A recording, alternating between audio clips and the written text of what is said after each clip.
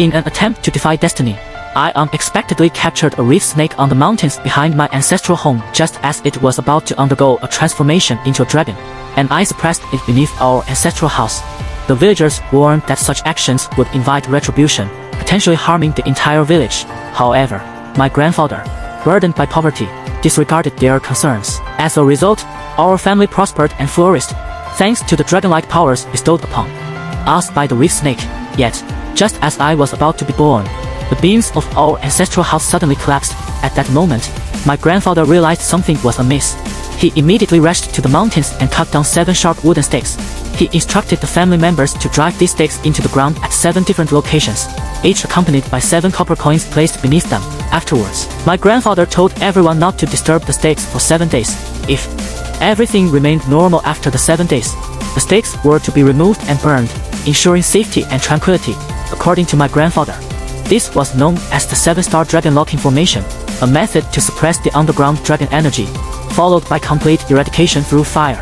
For the first 6 days in the village of Suo, nothing out of the ordinary occurred. However, on the evening of the 7th day, a drunken man in the village happened to urinate at my doorstep. As a result, the entire village began to tremble that very night, with dark clouds filling the sky. As if something was about to break free from the earth, time seemed to stretch indefinitely until suddenly, the village fell into an eerie calm. It was during this time that my grandfather passed away, and nobody knew the cause of his death. All that was known was that he died with one hand pointing at the sky and the other pointing at the ground. Upon learning of my grandfather's death, the villagers immediately panicked, as they knew it was the mischievous reef snake causing trouble. The family arranged for my grandfather's burial, and on the night of the funeral, the drunken man who had urinated at our doorstep suddenly dropped dead in his home. In the following days, a series of unfortunate incidents occurred in the village, with people dying almost every day. Finally, tormented by these events, the villagers erupted in anger and began wielding hoes, demanding to dig open the ground beneath our house and release the reef snake. At that time, I was in the midst of giving birth, facing grave difficulties. Due to my grandfather's influence, my father feared for my safety and agreed to their request, pointing to the location underground. My grandfather's hand guided the digging for over 2 hours until a deep hole emerged. To everyone's surprise, the area beneath the house was hollow, resembling a grave, and within it lay the massive skeleton of a serpent. Afterward, my father jumped into the pit and discovered a yellow cloth package in front of the snake's remains. Opening it, he found a tablet inscribed with the name Chongping and a tattered ancient book. The tablet indicated a birth date of July 17th in the year of the dragon, with a predicted lifespan of 20 years.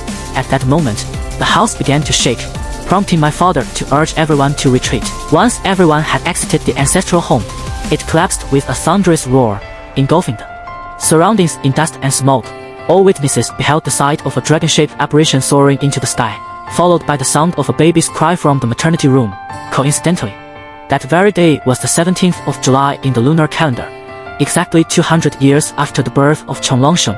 As a baby born that day, the villagers believed I was the reincarnation of the dragon, sent to the mortal realm for a 20-year lifespan as compensation from the Chong family. This secret was kept from me until I turned 13, and by chance, I overheard the villagers discussing the events of the past. I confronted my father, demanding answers, and he finally revealed the truth.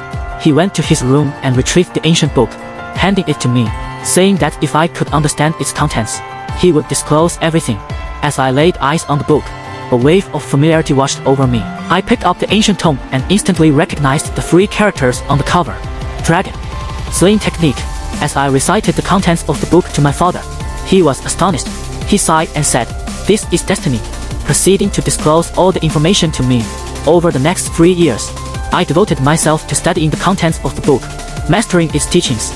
Dragon Slaying Technique consisted of 3 volumes, with the first 2 covering fundamental theories and techniques of feng shui and auspicious practices, while the 3rd volume focused on dragon slaying techniques.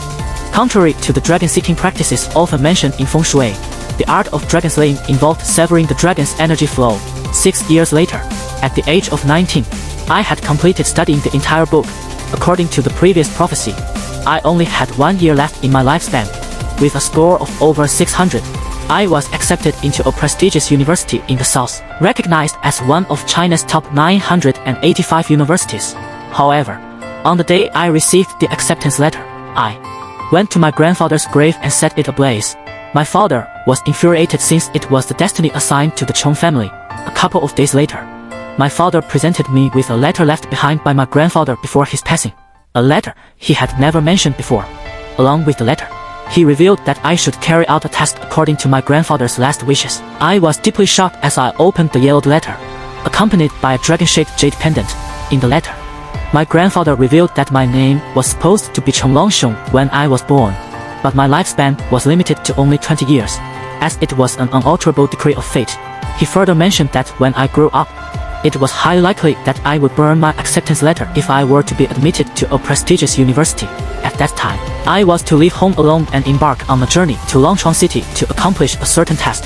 I couldn't help but be amazed at my grandfather's profound knowledge and mastery of feng shui and traditional medicine, as he had predicted almost 20 years ago that I would burn the acceptance letter. Towards the end of the letter, my grandfather instructed me to seek out a family friend in Longchuan City with the surname Qing. He revealed that even before my birth, a marriage had been arranged between me and the daughter of this family friend, symbolized by a pair of dragon and phoenix jade pendants.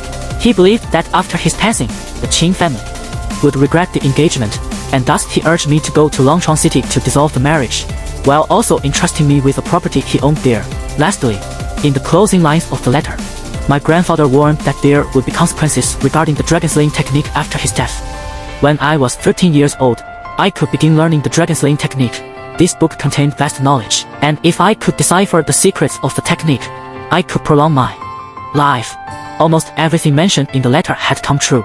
With that, I quietly put away my grandfather's letter, packed my belongings, and set off for Longchuan City. Soon, I arrived at a secluded courtyard, which was the property my grandfather had left for me in Longchuan City.